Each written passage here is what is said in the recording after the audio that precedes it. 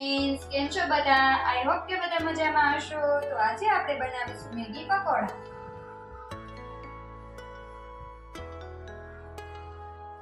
Maggi pakoda બનાવવા માટે આપણે સૌપ્રથમ મેગીને બાફીશું। તો એક તપેલીમાં આપણે પાણી ગરમ કરવા મૂકીશું।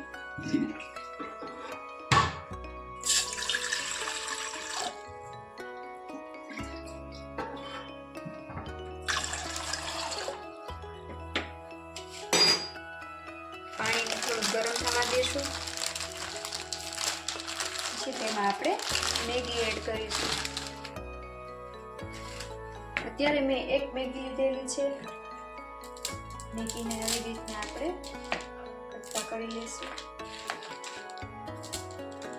આખી નાખવી હોય તો પણ નાખી શકાય। મેગી એડ કરી દઈશું। મેગીને બફાવા દઈશું।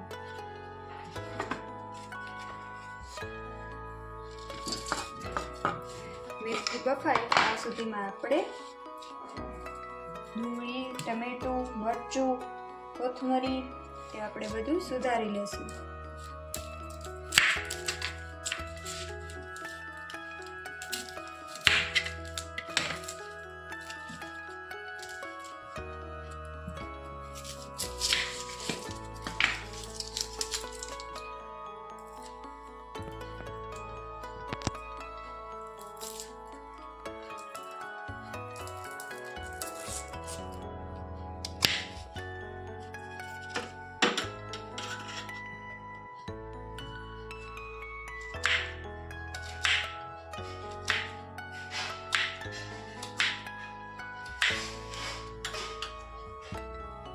આપણે ડુંગળીને સુધારી લઈશું। મેગી પકોડા તો છોકરાઓને ભાવે। મેગી તો બધાને ભાવતી જ હોય, છોકરાઓને તો બહુ જ ભાવે, પણ મેગી પકોડા કાંઈ યુનિક આઈટમ છે એટલા માટે છોકરાઓને નાસ્તામાં છે, સવારે ડબ્બામાં લઈ જવા માટે પણ ચાલે।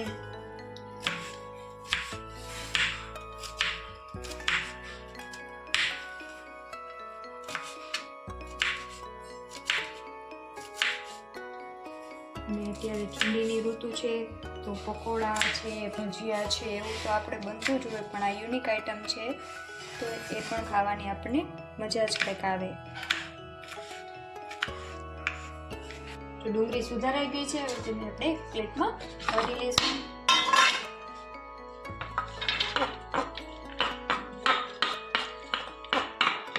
હવે આપણે ટમાટર સુધારી લઈશું। આપણે ટમેટું સુધારીશું।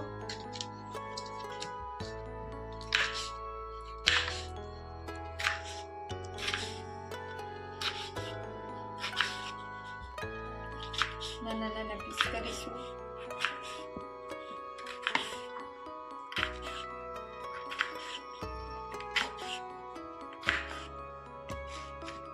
એક ટમેટું અત્યારે મેં લીધેલું છે, તમને જો વધારે લેવું હોય તો પણ વધારે પણ લઈ શકો છો।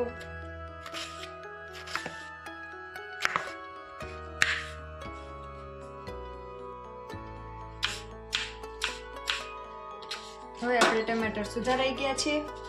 હવે આપણે મરચું સુધારીશું। આપણે અડધું મરચું સુધારીશું। આ મોરા મરચાં છે, તમે તીખા મરચાં લઈ શકો છો, જેવું તમે સ્પાઈસી ખાતા હોય તેવું આપણે તીખું કરી શકીએ।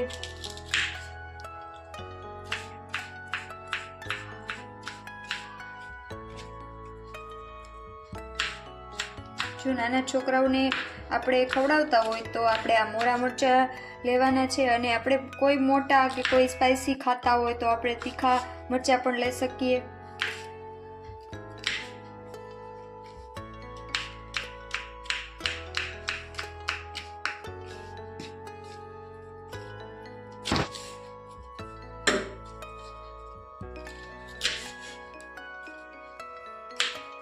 હમણાં ઘણા ટાઈમ થઈ ગયો તો આપણે રેસીપી નથી મૂકી। હવે એક પ્લેટમાં આપણે ટમાટર અને મરચાં કાઢી લઈશું। બંને વસ્તુ આપણે બારીક સમારાઈ ગઈ છે।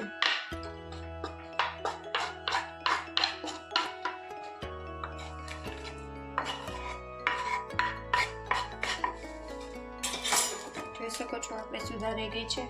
હવે આપણે તેમાં ધાણા સુધારી લેશું.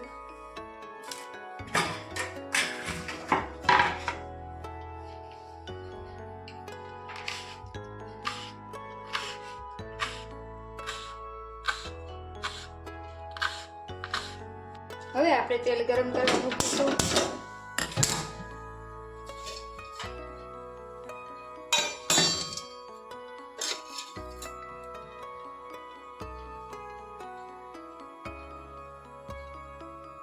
આપણા પકોડા છે ડૂબે તેટલું આપણે તેલ એડ કરીશું.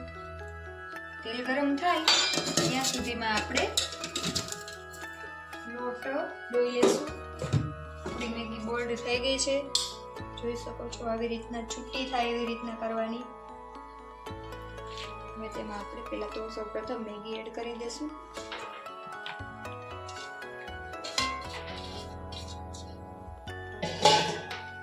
પછી તેમાં આપણે ડુંગળી, ટમાટર અને મરચું બધી વસ્તુ એડ કરી દેશું.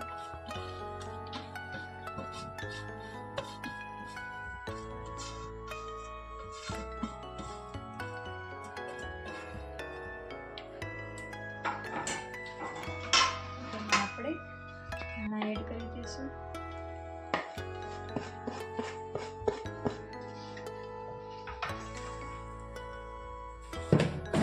તેમાં આપણે ચણાનો લોટ એડ કરીશું.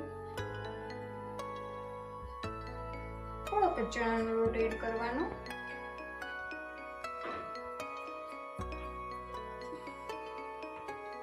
હવે તેને બરાબર મિક્સ કરી લેશું બધી વસ્તુને.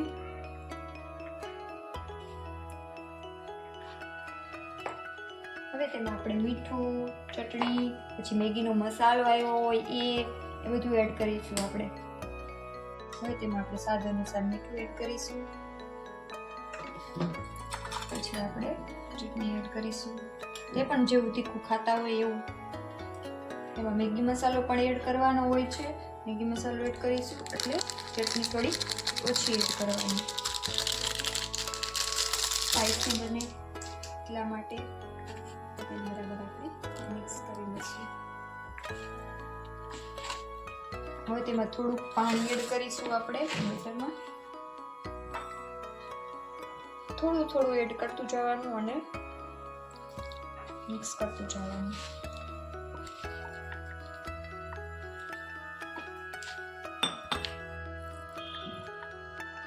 આવી રીતના આપણે બેટર તૈયાર કરવાનું છે.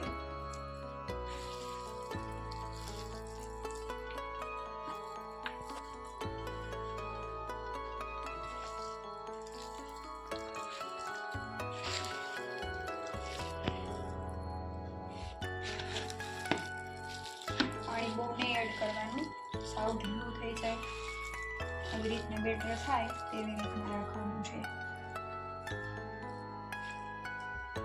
તમે જોઈ શકો છો આપણું તેલ ગરમ થઈ ગયું છે. પછી આ રીતના આપણું બેટર હોય આવી રીતના આપણે વારી લેવાનું. જો આવી રીતના બેટર રેડી થઈ ગયું હોય તો આપણું બેટર બરાબર છે. પછી આપણે પકોડા એડ કરીશું.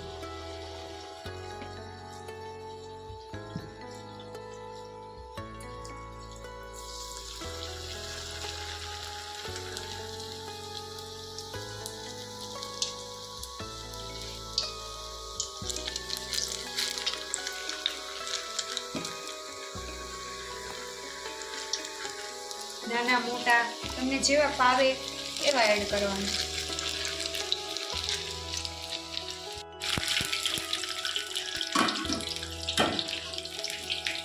ક્રિસ્પી થવા દેવાના છે.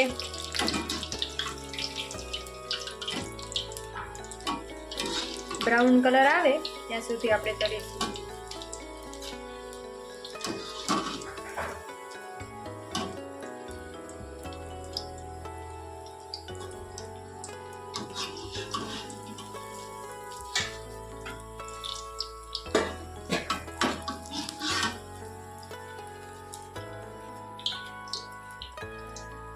બ્રાઉન થઈ ગયા છે અને આપણે કાઢી લઈશું.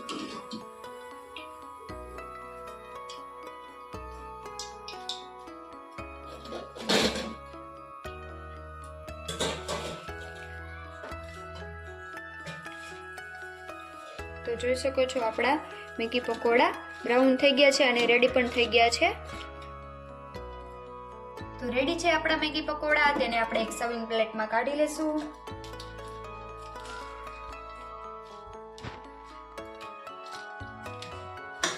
તેને આપણે સોસ અને લીલી ચટણીથી ગાર્નિશિંગ કરીશું.